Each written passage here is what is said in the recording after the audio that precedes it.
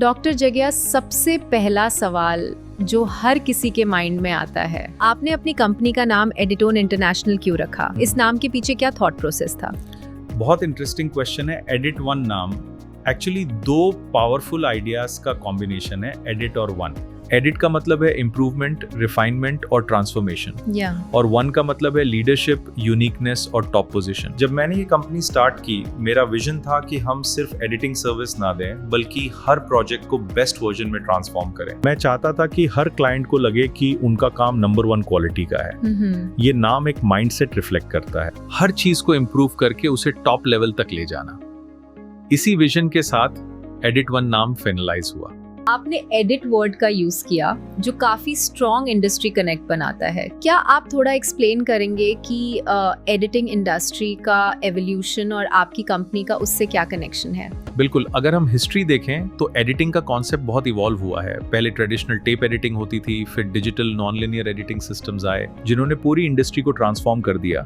Editing का मतलब सिर्फ कट कॉपी नहीं, बल्कि स्टोरी टेलिंग और प्रेजेंटेशन को पावरफुल बनाना है। एडिट वन इंटरनेशनल इसी फिलॉसफी पर काम करता है। हम सिर्फ वीडियो एडिट नहीं करते, हम ब्रांड की स्टोरी बिल्ड करते हैं। आज के डिजिटल एरा में कंटेंट ही किंग है और एडिटिंग उस कंटेंट को इम्पैक्टफुल बनाती है। इसीलिए हमने अपने नाम में एडिट को कोर आइडेंटिटी बनाया। और इंटरनेशनल वर्ड भी आपने ऐड किया है जो एक ग्लोबल विजन शो करता है। आपका लॉन्ग टर्म विजन क्या है एडिटोन इंटरनेशनल के साथ? इंटरनेशनल ऐड करने का रीजन था कि हम सिर्फ लोकल लेवल तक लिमिटेड नहीं रहना चाहते। मेरा विजन शुरू से ही ग्लोबल था।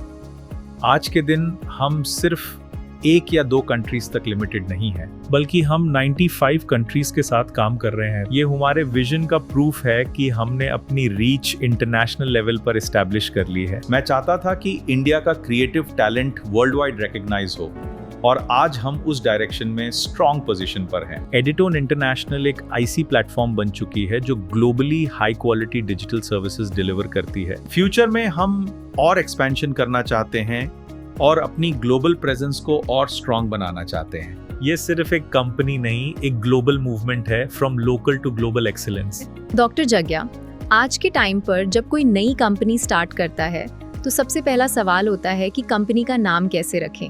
आप क्या मानते हैं, कंपनी का नाम कितना इम्पोर्टेंट होता है? कंपनी का नाम बहुत ही इम्पोर्टेंट होता है, क्योंकि वही आपकी पहली आइडेंटिटी होती है। नाम कोई मजाक नहीं होता, ये एक लॉन्ग टर्म ब्रांड एसेट होता है। आज के दिन लोग बच्चों का नाम रखने से पहले भी रिसर्च करते हैं, तो कंपनी का नाम बिना सोचे सज्जे कैसे रखा जा सकता है? बहुत लोग जल्दी में कुछ भी नाम रख देते हैं और बाद में रिग्रेट करते हैं। नाम मीनिंगफुल होना चाहिए, मेमोरेबल होना चाहिए और मार्केट के हिसाब से रेलिवेंट होना चाहिए।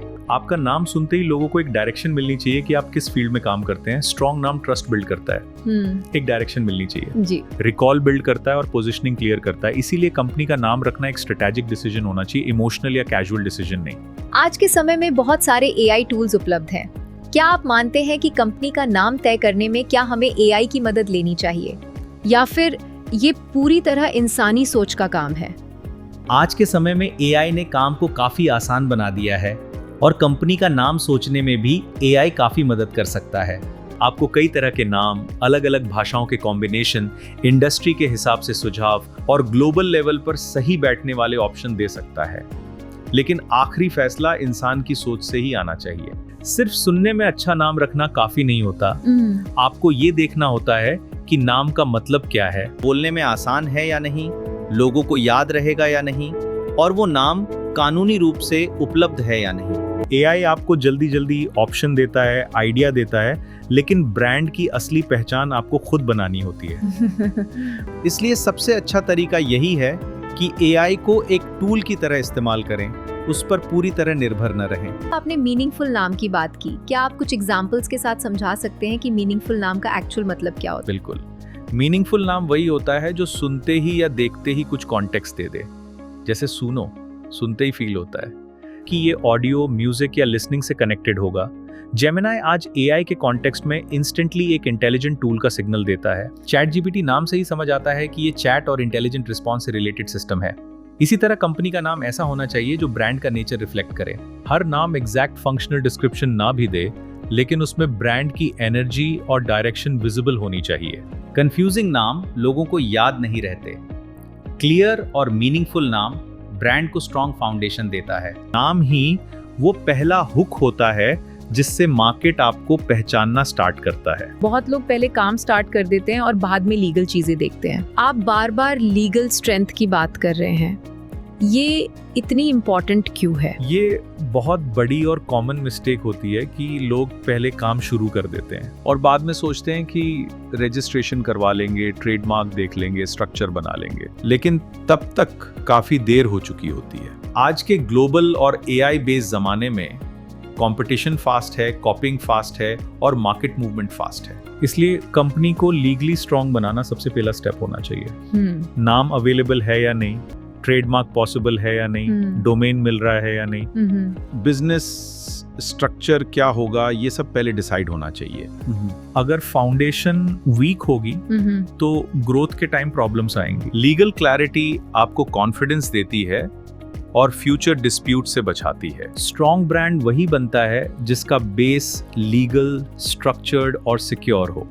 अगर कोई स्टार्टअप फेज में है तो उसे किस तरीके से प्लानिंग करनी चाहिए? क्या सिर्फ पैशन से कंपनी बड़ी बन सकती है? पैशन इंपॉर्टेंट है, लेकिन पैशन के साथ ब्लूप्रिंट और स्ट्रक्चर बहुत जरूरी है। कोई भी काम हवा में नहीं होना चाहिए। बिल्कुल। हर काम मीनिंगफुल होना चाहिए, मेजरेबल होना चाहिए और प्रोग्रेसिव होना चाहिए। अगर आज आप 10 पे खड़े हैं तो कल आपको 11 पर होना चाहिए, फिर 12 पर। Step by step growth he sustainable growth होती है। आपको क्लियर टारगेट सेट करने होंगे, शॉर्ट टर्म गोल्स और लॉन्ग टर्म गोल्स डिफाइन करने होंगे। हर डिपार्टमेंट का रोल क्लियर होना चाहिए। जो काम आप कर रहे हैं उसका पर्पस भी क्लियर होना चाहिए। रैंडम एक्शन से रैंडम रिजल्ट मिलता है, लेकिन प्लान्ड एक्शन से ब्रांड बिल्ड होता है। कंपनी को बड़ा बनाना है तो हर स्टेप रिटन ब्लूप्रिंट के साथ चलना चाहिए। अगर किसी को अपनी कंपनी को एक बड़े ब्रांड में कन्वर्ट करना है तो शुरुआत किस तरीके से करनी चाहिए? क्या डायरेक्टली बड़ा सोचकर जंप करना सही है? बड़ा सोचना जरूरी है, लेकिन शुरुआत सिस्टमैटिक होनी चाहिए। सबसे पहले पायलट प्रोजेक्ट चलाना चाहिए। स्मॉल लेवल पे टेस्ट करो, देखो मार्केट रिस्पांस क्या है, कस्टमर बिहेवियर क्या है, प्रोसेस कहाँ वीक है और कहाँ स्ट्रांग है। जब छोटे लेवल पर सिस्टम स्मूथ चलने लगे तब उसका एक्सपेंशन करो। ये सबसे प्रैक्टिकल और इंटेलिजेंट तरीका होता है। बहुत लोग डायरेक्टली बड़े स्केल पे जंप करते हैं और फिर सिस्टम कोलैप्स हो जाता है। ग्रोथ का मतलब बस साइज बढ़ाना नहीं होता। ग्रोथ का मतलब कैपेसिटी, क्वालिटी और कंसिस्टेंसी बढ़ाना होता है। पहले मॉडल प्रूव करो, फिर मल्टीप्लाई करो। इसी अप्रोच से कंपनी कंट्रोल्ड और स्टेबल तरीके से ब्रांड बनती है। डॉक्टर जग्या, लास्ट में अगर आप यंग एंटरप्रेन्योर्स और स्टार्टअप फाउंडर्स को एक पावरफुल एडवाइस देना चाहे तो आप क्या कहेंगे? मैं उनसे ये कहूंगा कि कंपनी स्टार्ट करना इजी हो गया है, लेकिन कंपनी को ब्रांड बनाना आज भी सीरियस प्लानिंग का काम है। आपको क्लियर विजन चाहिए, फास्ट प्लानिंग चाहिए और डिसिप्लिन्ड एक्सिक्यूशन चाहिए। आपको 500 साल का जन्म नहीं मिला है, इसीलिए स्पीड के साथ स्मार्टनेस भी होनी चाहिए। नाम मीनिंगफुल रखो, कंपनी को लीगली स्ट्रांग बनाओ, टारगेट क्लियर रखो और हर स्टेप मेजरेबल रखो। छोटे लेवल से शुरू करो, लर्न करो, इम्प्रूव करो और फिर एक्सपैंड करो। हर दिन प्रोग्रेस होनी चाहिए। आपकी कंपनी का विजन इतना क्लियर होना चाहिए कि आपकी टीम भी उसे फील करे और मार्केट भी उसे समझे। जब विजन क्लियर, सिस्टम स्ट्रांग और एक्सिक्यूशन डिसिप्लिन्ड होता है, तभी एक नॉर्मल कंपनी धीरे धीरे एक बड़ा ब्रांड बनती है।